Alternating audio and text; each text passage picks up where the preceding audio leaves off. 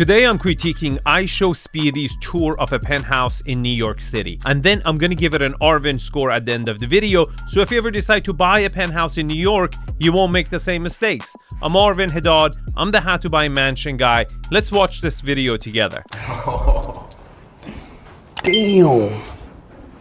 Alright, so first thing, we should go outside, right? So you can do the terrace. Yo, this view is insane. So you were just in the park, right? Yup. So when you come to Billionaires Row, people want to buy on the park. So we should go outside so you can see what it's like. Wow. Oh my God. So the high Damn, class holy shit. Okay, don't let that view distract you, okay? When you walked out of that elevator into the unit, you had no volume. Yes, you do have a wow factor, you do see the view, but you literally just come into a hallway. That's horrible. You don't have a breathing room. Immediately, you have to make a choice. Do I go right or left? And then the hallway was super, super long. And then to make matters even worse, when you're coming outside, this is not a balcony. This is a wraparound Romeo and Juliet. There's no volume. There's no place in this balcony where you could set a seating arrangement. So 2 floors, you got all that outdoor space, big open dining space. And then the other reason people love this building is because you have 360-degree views. Did you hear that? That was called social proofing, okay? The other reason why everybody likes this building is because you get 360 views. That's such a classic sales move, okay? When in fact, right out of the elevator, we've so far haven't seen anything, okay? We've seen a hallway and then a dining room, like a dining table. The layout so far is extremely bad. So you've got LaGuardia Airport, JFK Airport, and then you've got Newark Airport, so you can watch the seaplanes. Oh, you can see Jersey and New York. Yes. In between both. I ain't gonna lie, the views is top notch. The view is actually pretty good. Let me tell you why. First of all, it's not too high where you don't interact with the view, and it's obviously 360. It is positive, but you also get natural light coming from every single direction, right? You get south, east, west, north, everything. The unit is going to be completely lit, and that is a concern in New York, because if you're on a lower floor and there's other high rises around you, they block the sun. So he recognized that the view over here is great. You get to look at other things, interact with them, and at the same time, it's going to have a lot of natural light coming in. It's 40 million, y'all. 35 million. 35. Yeah. 35 million. Want to see the other side? Yeah. Let me know. It's 35 million. That's like a 9 million down payment. Yeah, 9 million down Depends on payment. what financing you get, but yeah.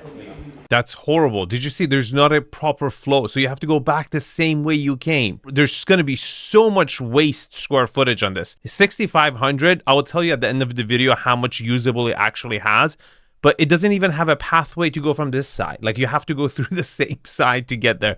Very bad flow. It is peaceful up here though. Yeah, you have your own private elevator in the apartment. Really? Yes. Just in case. Most people in New York City who have private elevators use it for luggage and like cleaning supplies, so you don't have to go up and down. But this is, we took up the big elevator, but then you have this, it literally just goes 1 floor. Luggage, stuff, cleaning supplies.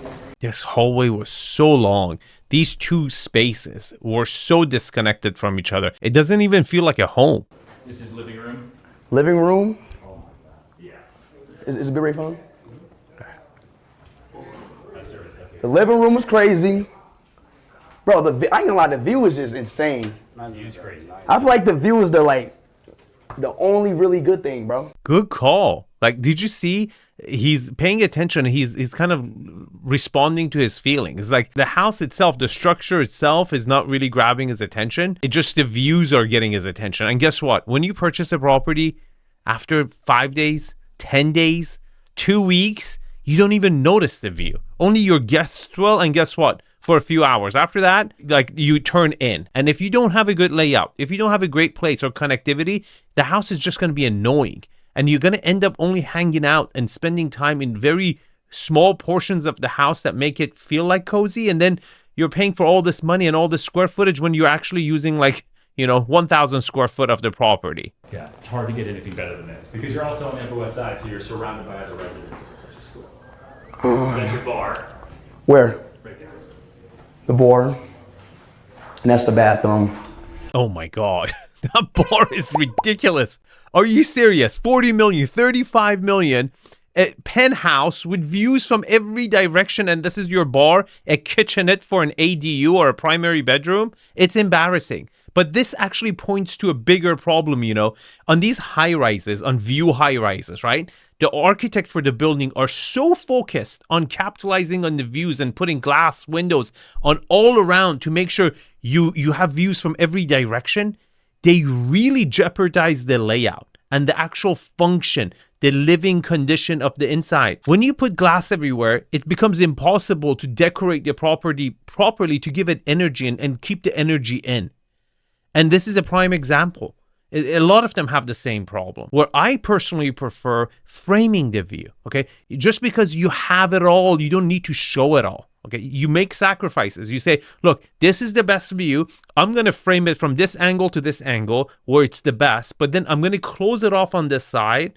First of all, it gives you a more dynamic facade if you're a good architect, but also makes the living condition. You can partition property, you can create moments, you can enclose it. As humans, we don't like the experience of a complete open space gives us in a long periods of time. That's why we like homes. That's why we put walls, because we feel we want that protection. Let's see the bedrooms. Guest bedrooms first. This is a pretty sick office because it's got the view of Billionaires. Office. Okay. It's just like, okay. Okay, I like this view. You get the park, you're west facing, so you're going to see the sunset. It's going to be lit in the afternoon. You see the Billionaires Row building, not bad. Pretty small for a bedroom though, but for an office, really good. But the bigger problem so far is that we're not getting a second living area upstairs either, especially with the layout that we had downstairs. Because downstairs, if you're living there, and as a family or even as a bachelor, where are you going to hang out after having your dinner? You're going to go back to your bedroom. Because none of those spaces were cozy enough to hang out in a small group. Lots of bedrooms. So who gets these rooms? Where's the main bedroom at? Down this way. So your brother goes there, right? Jamal, this will be your bed. Another small bedroom. Just barely enough for secondary bedrooms. Okay, I'm not so against it, but they're so far not big. The good thing is that both bedrooms are getting double exposure. So again, sunlight, natural light is not going to be an issue on this property. And you're going to get views from every direction. So those are the only positives so far I've seen, along with good ceiling heights. Okay, so 2 bedrooms, 2 bathrooms. Mm-hmm. It's also important to remember everything is en suite. What do you mean? Meaning every bedroom has a bathroom in the bedroom suite. Oh, okay. Right? So kind of like a hotel suite Right. for every single bedroom. Oh my God, another hallway. Oh, it's horrible.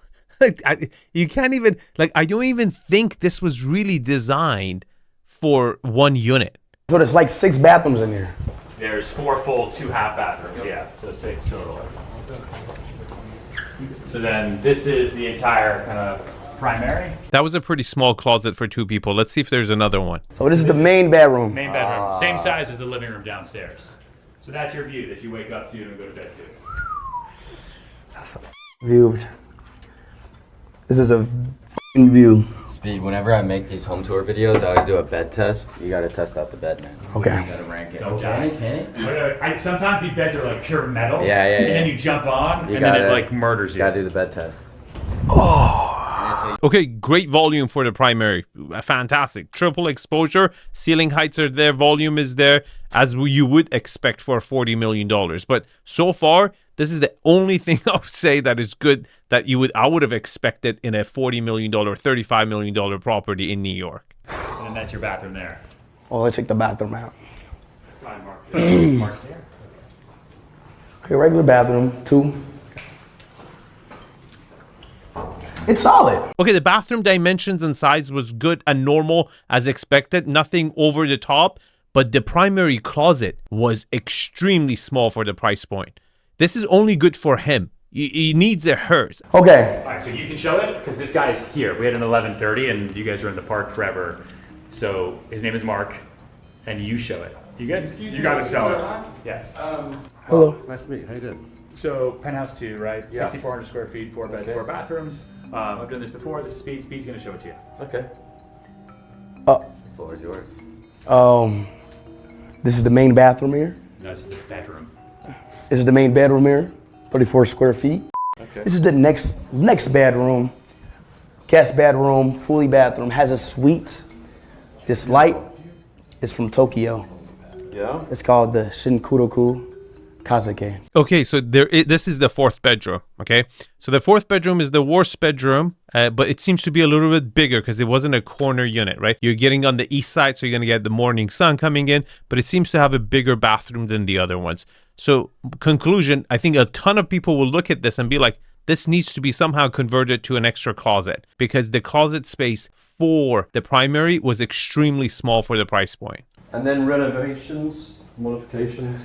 That actually comes, it's a package deal with the house. So whatever.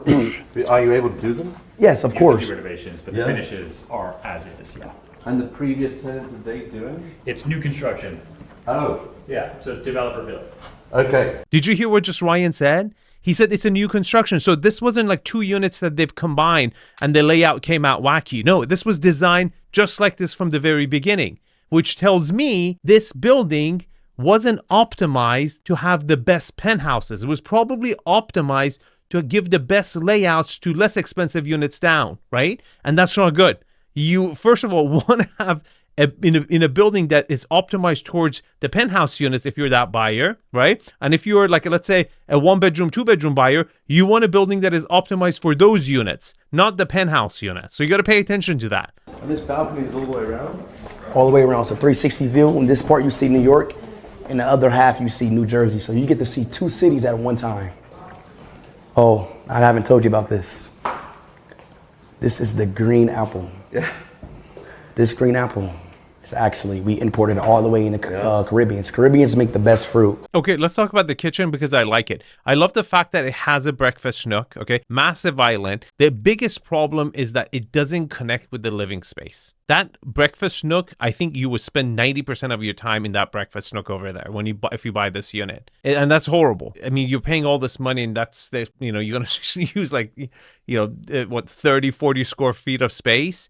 It connects to the dining room. It's great for formal events, but how often are you going to have that? And on the other side is your formal living room. First of all, it's really, really far away, and it's just too grand for your casual hangout spot. And then through here is... That is another entrance. We have another elevator in there as well. That's the little gym, of course. It doesn't seem like you're a gym type of guy, but... No? Look, this is ridiculous because I promise you they have a massive gym in the building, okay? You don't really need a gym. It's just this is one of those, like, probably on a lower level, it was like a maid's room or a small office. It just because they had the, columns around and you just had this room. I don't even know what to call it. Like, it could be a pantry. It's too small to be a living room. It's too small to be a TV room. Storage.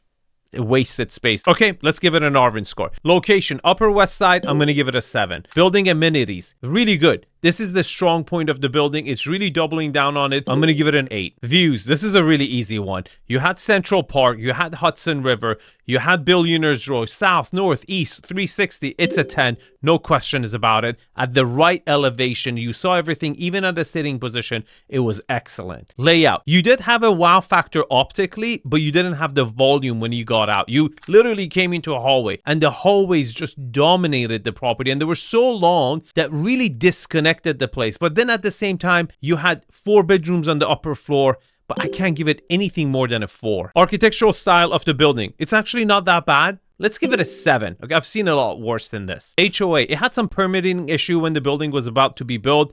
It got resolved in the appeal court. It got turned around. I don't know any issues going on with this building. It's a newer construction. It takes time for all the flaws and everything to pop up. But at the same time, it has some warranty. I'm going to give it an 8. Finishes. The kitchen was actually pretty good. The rest of the property was not so good. I'm going to give it a 7.5. Scale and volume. It was really good. The ceiling heights were consistently good throughout the whole unit, both floors. The formal living room was massive. You didn't have an upstairs living area, which was a negative, but you did have 4 bedrooms upstairs. I'm going to give it an 8.5. Now, here's the Arvin score. Now, if you want to see a ridiculously bad design penthouse in New York that is perhaps even worse than this, watch this video. Thanks for watching. I'll see you guys in the comments.